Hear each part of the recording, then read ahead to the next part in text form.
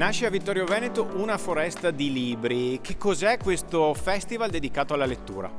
Questo è un festival prettamente fatto dai giovani con l'aiuto degli adulti e appunto nasce da un incontro fra i vari gruppi di lettura del territorio vittoriese che in qualche modo trovano l'occasione di presentarsi e di mostrarsi alla comunità senza rimanere rinchiusi in una biblioteca come topi di biblioteca, ma appunto riescono a incontrare gli autori, conoscerli e avere anche appunto l'opportunità di aversi un'esperienza e anche trarre qualcosa in più dai libri, conoscendo le persone e crescendo in questo modo.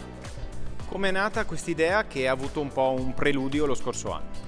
Allora, questa idea è nata soprattutto grazie a Loris, che è da anni che coltivava questo piccolo grande sogno, in verità, che con il tempo ha piantato, fondando il gruppo di lettura di Vittorio, quello delle superiori, quelli delle medie, io in particolare faccio parte di quello delle superiori, e pian piano ci ha fatti crescere e con l'aiuto anche di Vera è riuscito a fondare questa vera e propria iniziativa che è iniziata l'anno scorso con un episodio zero formato da una singola intervista a Manlio Castagna, che è diventato un po' il nostro padrino, e che quest'anno inizierà a svilupparsi un po' di più.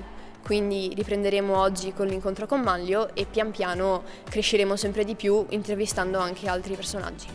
Un festival di lettura organizzato dai ragazzi. Per voi autori che cosa vuol dire tutto questo? Vuol dire che siamo nel cuore del nostro pubblico fondamentalmente. Qui si forma quel ponte, quel legame fondamentale tra chi scrive e chi legge. Quindi per noi autori io credo che non ci sia niente di meglio. Si terranno qua queste giornate di approfondimento sul tema della lettura dei libri, a cura dei gruppi di lettura, ma che vedono in rete tutte le biblioteche del sistema. Quindi, come io dico sempre, questi progetti che nascono dalla collaborazione, dal mettere insieme entusiasmo, passione e volontà di produrre qualcosa di buono, ecco, questi progetti, l'abbiamo già visto l'anno scorso, danno risultati significativi. Mi auguro che anche quest'anno sia così. Una serie di iniziative che viene organizzata proprio dai ragazzi stessi. Questa è la cosa magica, il fatto che i ragazzi possano abbandonare i tablet, i telefonini e tutte quante quelle attrezzature tecnologiche che hanno sempre per le mani, per prendere invece in mano questa volta un libro, leggerlo, pensare, condividere tra di loro l'esperienza.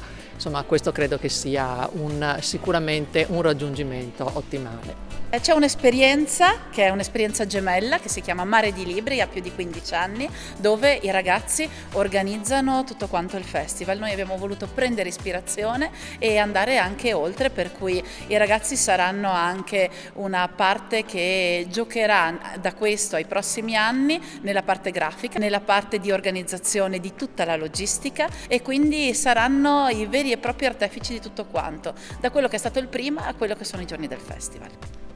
Quanto è importante in questo mondo così tecnologico sensibilizzare alla lettura? Sensibilizzare alla lettura è sensibilizzare a vivere 1000 altre vite possibili, che se le si viva con la tecnologia o che le si viva con i libri, con i libri diciamo che tutte le ricerche sui neuroni a specchio ci dicono che davvero viviamo altre vite, quindi aumentiamo la nostra capacità di star bene con gli altri, l'empatia e anche la nostra capacità di stare nel mondo, in un mondo che è in continuo cambiamento anche grazie alla tecnologia. Diamo qualche appuntamento dove si terranno gli incontri. Allora, gli incontri iniziano oggi. Oggi in particolare ci troviamo qui al Museo della Battaglia e incontreremo Manlio Castagna, e poi nei prossimi giorni, in particolare il 20 aprile, si terrà un altro incontro per gli adulti con appunto Matteo Corradini alle ore 17 qui in biblioteca. Poi venerdì 21 aprile, sabato 22 e domenica 23 si svolgeranno il resto degli incontri. Venerdì alla sera ci sarà un altro incontro con Matteo Corradini, rivolto però questa volta ai giovani.